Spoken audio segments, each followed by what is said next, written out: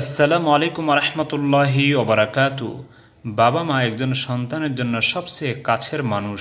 উভয়ের সম্পূর্ণ আলাদা সত্তা হলেও দুজন একই সূত্রে গাঁথা। প্রতিটি সন্তানের জীবনে বাবা মায়ের ভূমিকা অসামান্য, কারো অবদান কারো চেয়ে কম নয়। আমাদের আশেপাশের অনেকেরই বাবা মা নেই, তারা পার্থিব জীবন কাটিয়ে অনন্ত জীবনে পাড়ি দিয়েছেন। তাদের বিচ্ছেদ বেদনায় সন্তানেরা অশ্রুর পানিতে চোখের পাতা ভেজান। কিন্তু শুধু কাঁদলেই কি মৃত বাবা মায়ের আত্মা শান্তি পাবে? নাকি সুসন্তান হিসেবে তাদের জন্য কোনো দায়িত্ব আছে? না তাদের জন্য কোনো কিছু করণীয় আছে? হ্যাঁ, অবশ্য আছে। কমপক্ষে তাদের জন্য দোয়া করা। এক হাদিসে আল্লাহর রসুল সাল্লাল্লাহু আলাইহি ওয়াসাল্লাম বলেন, মানুষ মৃত্যুবরণ করলে তার যাবতীয় আমল বন্ধ হয়ে যায়, তবে তিনটে আমল কখনো বন্ধ হয় না। সাদকায়ে জারিয়া, এমন জ্ঞান যার দ্বারা মানুষ উপকৃত হয়, এবং নেক সন্তান যে তার মৃত বাবা মায়ের জন্য সব সময় দোয়া করে।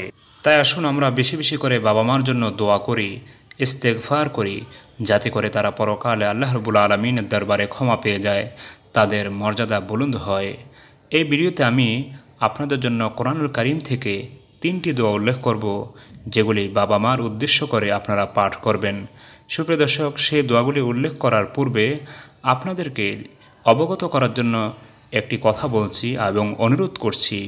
সেটা হলো, আমি একটি নতুন চ্যানেল তৈরি করছি যার নাম হলো আমানত চ্যানেল বিডি। ওই চ্যানেলে আমি এখন নিয়মিত ভিডিও আপলোড দিই।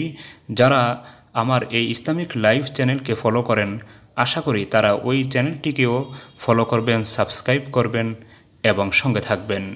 সুপ্রিয় দর্শক, আমি যে 3টি দোয়ার কথা বলছি, প্রথমটি হলো রব্বিগ ফিরলি ওয়ালি ওয়ালিদাইয়া ওয়ালিমান দাখালা বাইতিয়া মুমিনা ওয়ালিল মুমিনিনা ওয়াল মুমিনাত।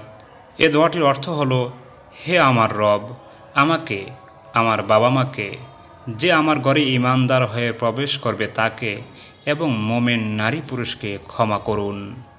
দ্বিতীয় দোয়াটি হলো রব্বিগ ফিরলি ওয়ালি ওয়ালিদাইয়া ওয়ালিল মুমিনিনা ইয়াউমা ইয়াকুমুল হিসাব। এ দোয়াটির অর্থ হলো, হে আমাদের রব, যেদিন হিসাব কায়েম হবে সেদিন আপনি আমাকে, আমার বাবা মাকে ও মুমিনদেরকে ক্ষমা করে দিবেন। তৃতীয় দোয়াটি হলো রব্বির হামহুমা কামা রব্বায়ানি সগীর। এর অর্থ হলো, হে আমাদের পালনকর্তা, হে আমাদের রব, তাদের উভয়ের প্রতি দয়া করুন যেভাবে তারা আমাকে শৈশবে লালন পালন করেছে। সুপ্রিয় দর্শক, আশা করি প্রতিদিন এই 3টি দোয়া বাবা মার জন্য পাঠ করবেন। আল্লাহ তাআলা সকলকে তৌফিক দান করুন, আমিন। আসসালামু আলাইকুম।